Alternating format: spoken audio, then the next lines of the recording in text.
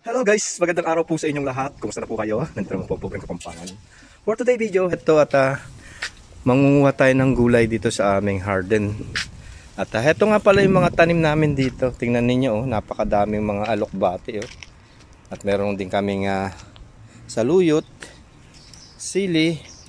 Ayan, nakapaligid lang dito sa aming garden. At kapag gusto kong maggisa ng gulay, sasahugan ko lang ng miswa at itlog. Talo-talo na. At ayan, tara kuha tayo ng gulay guys. At medyo makapal na itong ating saluyot. Tingnan nyo guys, oh. Hindi na ako bumibili ng saluyot. Dahon lang ang kunin natin at nagtatalbos to naman araw-araw. Kapag kinukuhanan mo to ng ganyan, dumadami ang kanyang talbos. Huwag mo lang siyang papatayin. Ayan, kagaya niyan, no, di ba? Nakakalibre na ako ng gulay-gulay dito kung pagulay-gulay lang. Ayan, no. Pa? Ayan, guys. At ako pangginaw kasi mainit. At ayan, kumukuha-kuha tayo ng gulay-gulay naman para isahog sa sabaw. Magmimiswa tayo guys. At kukuha din tayo ng mga iilan na dahon. Kagaya niya, no. Meron din kaming dito, spinach. So ayan, tingnan niyo guys, oh. Diba? Ito yung spinach. Alam niyo ba yung spinach? Yung kinakain ni Popeye the Sailor Man. Dahon-dahon lang kunin natin guys. Ang daming ng aming spinach, oh.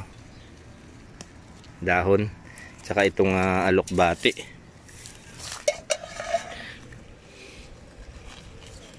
Ayan guys, ito tayo ng dahon ng alokbati.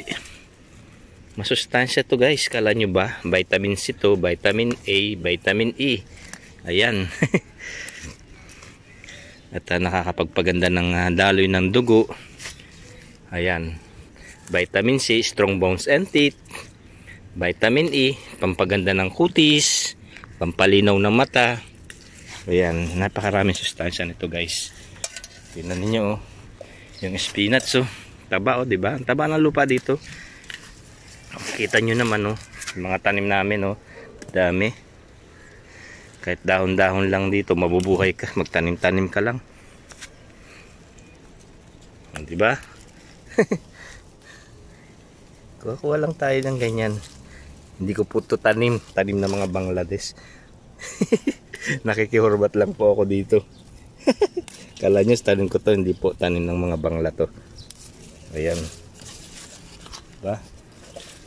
Pwede na to guys. At may pansabaw na tayo. Ayan,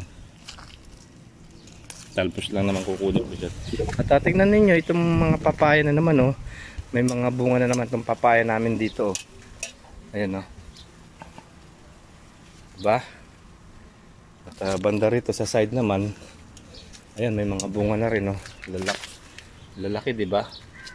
At banda rito, yung mga nakaraan na pinakita ko sa inyo ay ayan, mga nahinog na itong mga papaya namin, oh. Muni pa lang.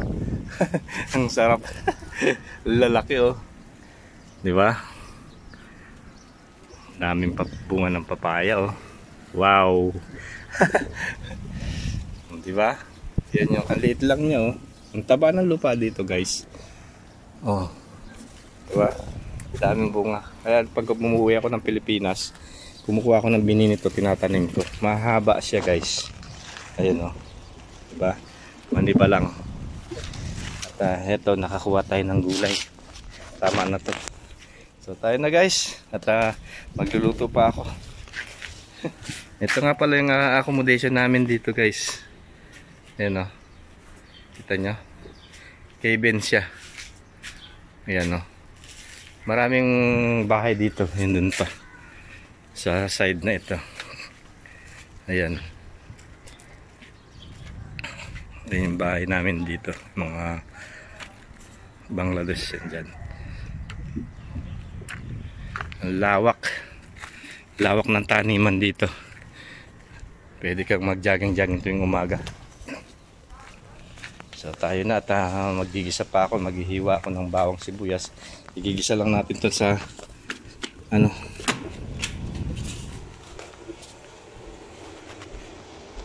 miswa at saka itlog. Ito nga pala yung accommodation ko, guys. Tingnan nyo, paglabas mo dyan, ayan. Tulugan na namin yan. Ito yung kasama ko dyan, natutulugan dito ako. Mayroon sang borders dito sa side. Dito siya, dito ako. Ayan yung mga rekarkato namin, nasa side lang na ganyan. At ayun, rekado ko, may itlog ako. At ito, nahiwa ko na nga pala itong bawang sibuyas ko. At magigisa tayo, guys. Kaya nata dito. Ito yung nga pala yung palikuran namin. Ayan, may shower, may inodoro, at dyan kami nagtututbrush. Ayan. Dyan lang, oh. Ganyan, oh. Ayun yung higaan namin. Dito yung mga banyo, yung mga rekado. Ayan, dyan. Dyan ang ganyan ang bahay ko dito sa Sueva ito, guys. Ayan, ganyan ang buhay-buhay namin dito. Every month nandito ako.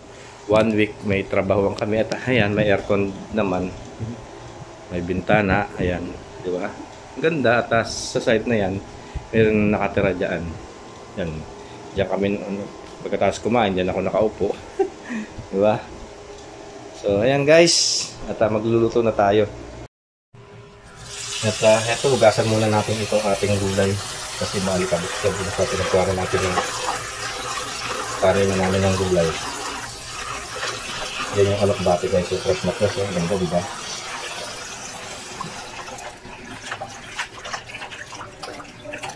Nakakalibre ako ng gulay dito. Yung padahon-dahon lang. Nakakain ako ng gulay. Pag bibili mo to doon sa lugar namin, siguro 5 tangkay lang. Yung mahaba, 5 real. Dito, yan, libre ako kumuha ng gulay. At ayan, nahugasan na natin. At yung ating rekado, bawang sibuyas, mag-isa tayo guys. Yung ating alokbate, tsaka yung saluyot, tsaka spinach. Magsasabaw ako ng miswa, sasabawan natin yan. At ito, linisin muna natin itong ating alokbate. Tanggalin natin yung mga dahon, pag-iwalay-walayin. Para pag kinain natin, hindi na tayo mag-ihimay-himay. Himay-himay natin yung dahon, pag-iwalay-walay. Putulin natin. Ganda lang fresh na fresh yung ating gulay. Diba?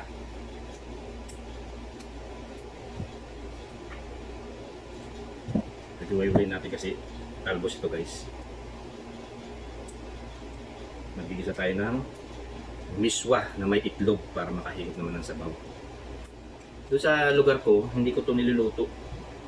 Ewan ko ba kapag wala akong makita na gulay yun, nakakapagluto ako guys. Ganyan ang buhay-buhay ko dito.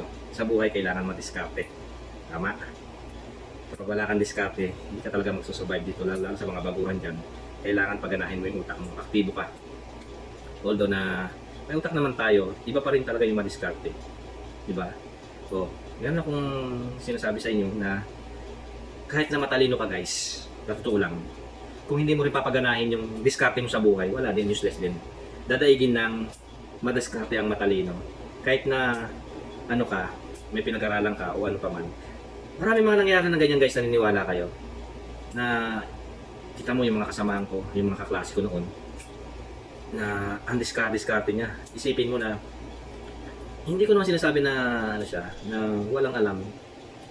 Kumbaga, lang siya, nasa medium lang siya. Hindi siya bubo, hindi siya matalino. Pero, talagang ang diskarte niya, ang galing. Ngayon, meron na siyang mga sasakyan, di ba? At tayo, talagang ako, hindi ko naman pinagmamayabang na meron din naman akong talino, nag-honors, sa top kasali, di ba? Pero ang buhay natin, hindi naman as in mahirap, normal lang ba? Kumbaga, kaya nga, at nasabi ko sa inyo, yung diskarte ay talagang napaka-importante sa tao. Even though na hindi ka nag-aral, basta't madiskarte ka sa buhay, magsusurvive ka at makakamit mo yung pangarap mo. Sipag, yun pa rin, at pananalig sa Diyos, yun ang pinaka-importante. So ayan guys, na natin, napag-iwalay na natin yung ating spinach, saluyot at itong ating alokbati. So tayo na, mag-gisa na tayo. Ayan o, di ba? At heto nga pala yung aming camping gas. Ayan o. Heto yung aming camping gas. Dala-dala namin to kung saan kami pumupunta. Ayan o, meron na kaming ready to camping gas para sa aming pagluluto. At magigisa tayo guys. Sindihan natin. Sa kasama ko to. Ayan, painitin natin itong ating kaserola. Ayan, after a minute. At ito, meron akong mantika. Linalagay ko nagkagad dito sa botilya para hindi na ako magdala ng marami. At ayan, magigisa tayo guys. At ayan, mainit na yung ating mantika.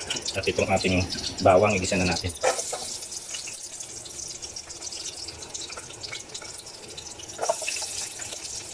At hindi na rin ako magdala ng sandok. Kasi nga, malaki yun. Halo-halo lang natin guys. Papulahin natin itong ating bawang. Ang bango guys. At ayan, pwede na yung ating bawang. Ilagay naman natin itong ating sibuyas. Para lang talaga kami nagkakamping dito guys. Tingnan nyo naman yung lugar ko. Di ba? Walang kusina na matino. Dito na kami sa loob ng bahay. Nagluluto dito sa aming cabin house. At ayan, igisa-gisa lang natin itong ating bawang sibuyas. Diskarte lang sa buhay para mag-survive.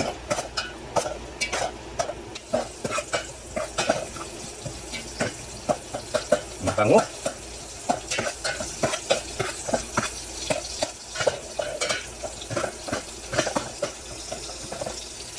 At ayan, nagisa na natin ang ating bawang sibuyas at ilagay na natin itong ating gulay. Ayan o. Yung alokbati, spinach, tsaka itong saluyot. Sasabawan natin yan, lalagyan natin ng miswa tsaka itlog guys. Kahapon ang niluto ko naman yung alokbati with sardines naman. Isa natin guys at ikahalo natin luto.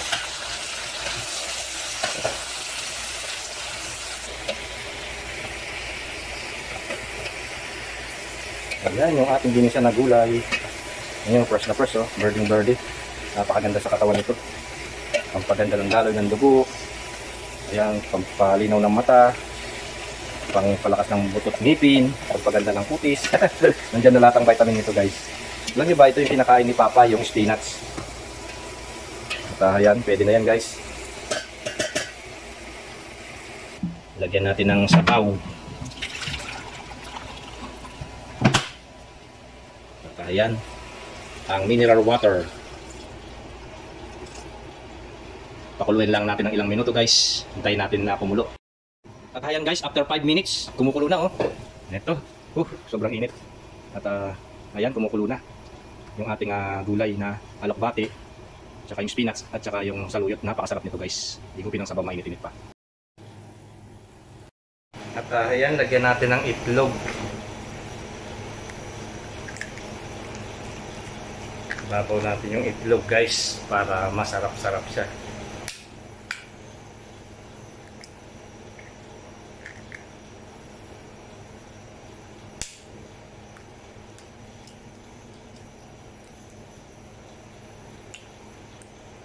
Sumama yung pati.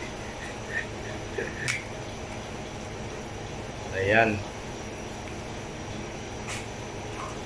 Dagdagan na natin ng itlog guys. Dagdagan na natin ng itlog para mas masarap. Ayan. Diba?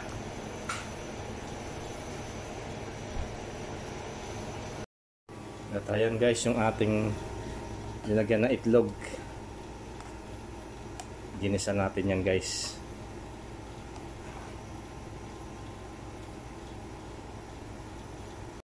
At heto nga pala yung aking miswa. At meron din akong sotanghon. Mas masarap yata itong miswa guys. Galing pa to sa Pilipinas. Magdadalawang taon na tong aking miswa na yan. Pinadala sa akin ng aking asawa. Yan guys. At lagyan natin ng miswa. Para makahigop tayo ng sabaw naman. Yan guys. Ihalo natin. Wow, ayan o, miswa. Sinabawang miswa with vegetable, spinach, alokbati, and saluyot. Ayan guys. Pwede na yan. At tikman natin. Tikman natin guys kung ano yung resulta ng ating luto. Ay! Wala pa palang asin. Wala pa palang asin kaya pala walang lasa. At ayan, lagyan natin ng asin pala. Asin, tak tak tak. Ayan. Lagyan natin ng asin. At ayan guys, kumukulo na siya. Luto na. Ready to serve. Let's eat. Ayan guys, yung aking lutong na miswa na may gulay, itlog. Patayin na natin guys. Ayan oh. Wow, makakahigop tayo ng mainit-init na sabaw na may gulay. Wow. Survive na naman ang pobre.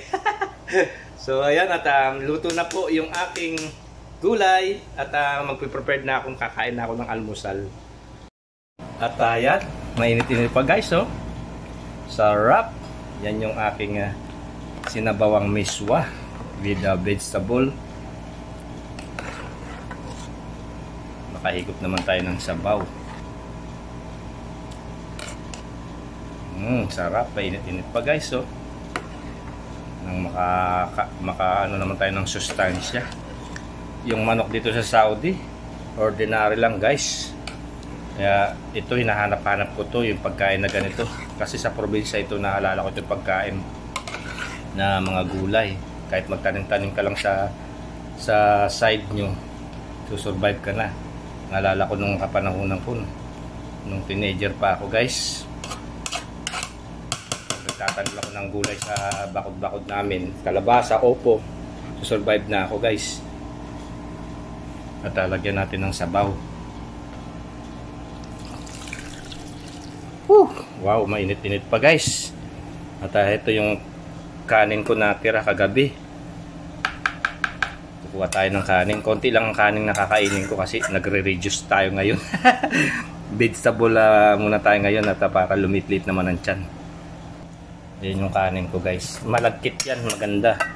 Yung umbrella na bigas. Yung mamahalin bang bigas. Di baling mahal ang bigas basta't masarap ang bigas. Kahit hindi masarap ang ulam, sumasarap na, di ba? Ayan. Kain na tayo guys. Ready na. Ayan, ready na tayo kumain guys. Mainit pa to sabaw oh. Wow. Survive na naman ang pobre. Ayan. At ang sarap humikop ng sabaw, mainit-init. Wow, ang sarap. Kain po tayo. Ayan oh. Alam nyo guys, kapag sanay ka sa hirap, kahit anong ulamin mo, masarap, di ba?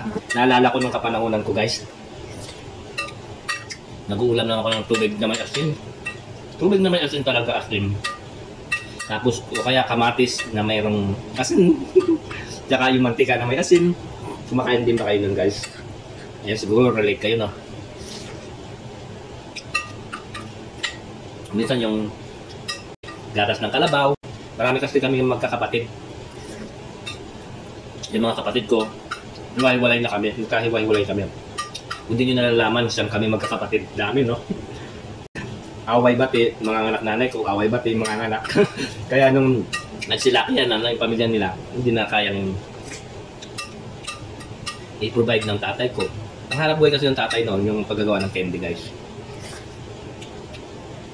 Kaya kung saan siya napupunta, nakapunta siya sa Sambales, Bataam, at ayun nga, meron siya nakilala ng babae.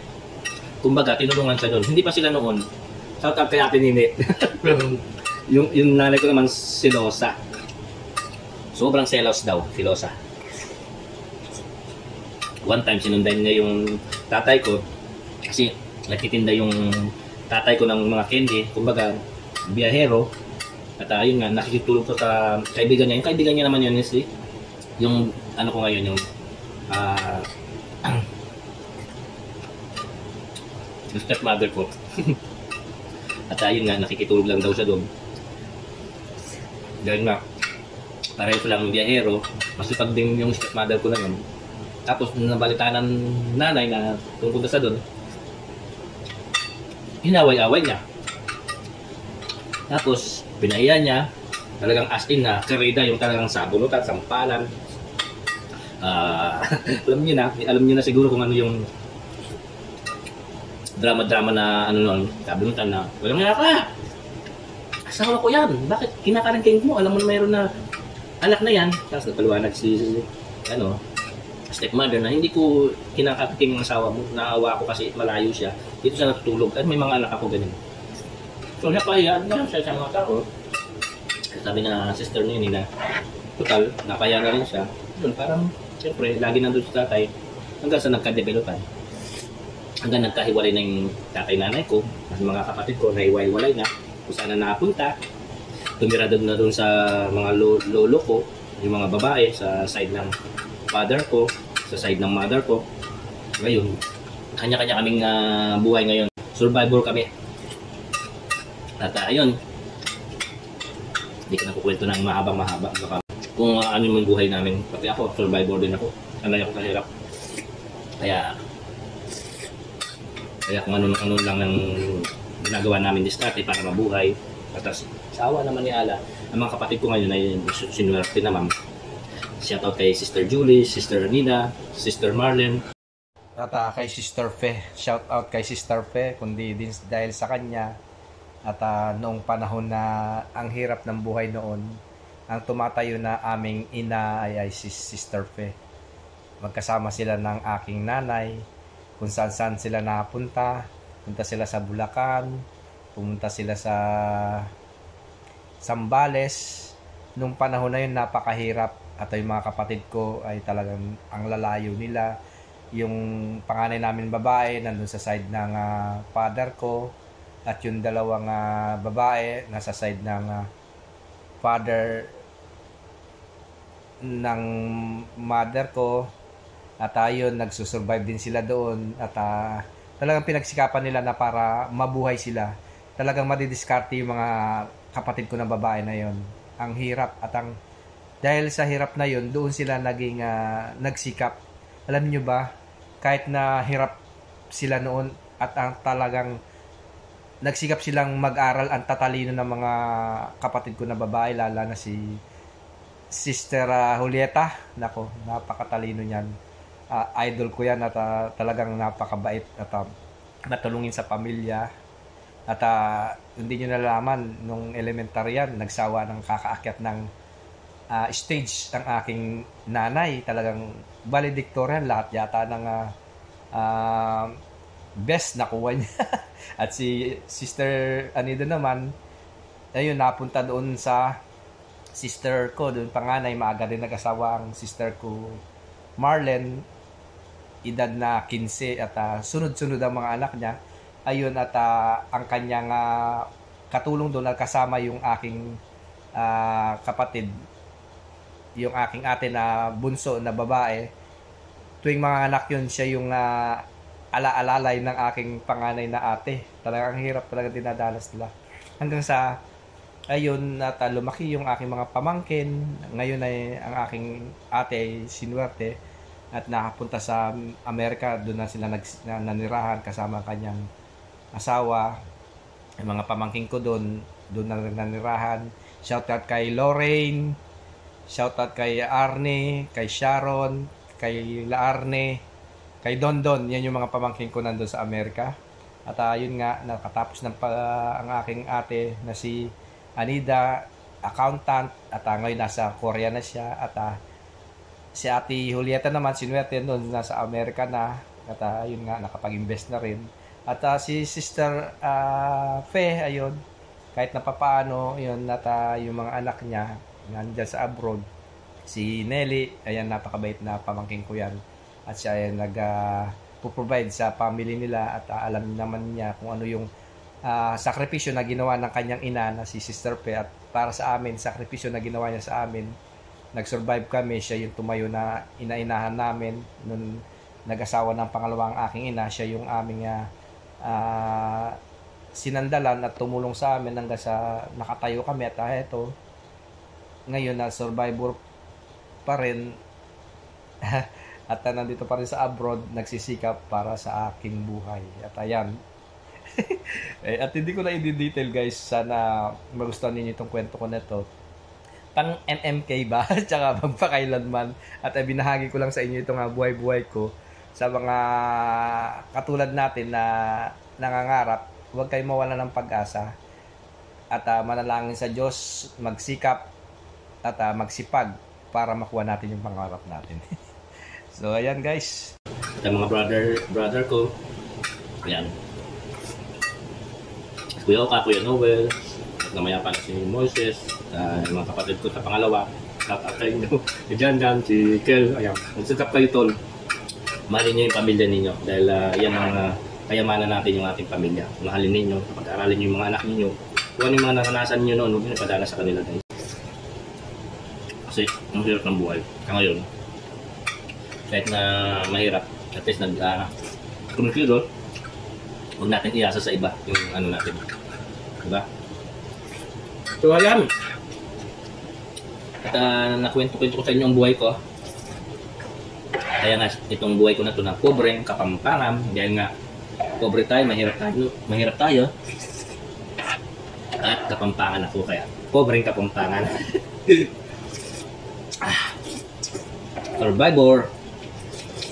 Survivor ng Saudi Arabia.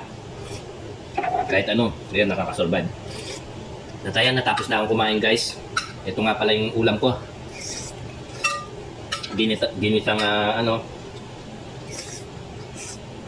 gulay na mayroong miswa. Sarap.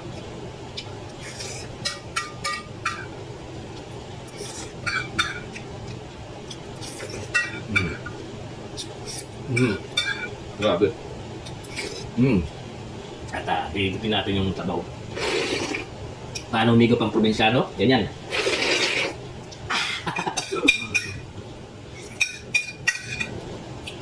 Simot. So, enjoy watching. God bless. Sana nag-enjoy po kayo ngayon sa senior ko na buhay-buhay ko pa rin dito sa Saudi Arabia. Higop tayo ng tabaw.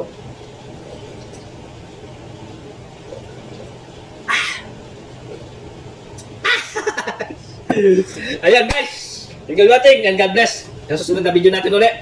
At sana huwag nyo kalilimutan i-subscribe sa aking YouTube channel, Pobreng Kapampangan, and click the bell button para updated kayo sa mga video na na-upload natin. At follow my page, itong Pobreng Kapampangan. Even though na sa kaunti pa lang, at least umuusad unti-unti. At sa mga manonood natin dyan, maraming salamat sa inyong panonood.